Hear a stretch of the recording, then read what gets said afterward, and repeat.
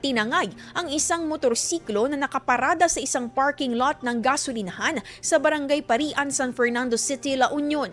Ang tumangay, isang 19 anyos na lalaki at residente sa lugar. Batay sa salaysay ng biktima, ipinark niya ang kanyang motorsiklo mula mga alas 6 ng umaga. Nang balikan ito umano balikan umano sa parking lot ng gasolinahan bandang alas 2 ng hapon, ay dito na nito napansin na nawawala ang kanyang motorsiklo. Nang tingnan ng CCTV footage ng gasoline station, dito nakuhanan ng pagtangay sa motorsiklo ng biktima.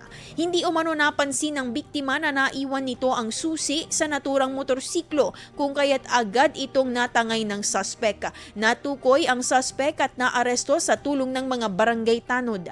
Kulong ang suspect na nasa kustodiya na ng San Fernando City Police Station. IFM News. IFM News. IFM News.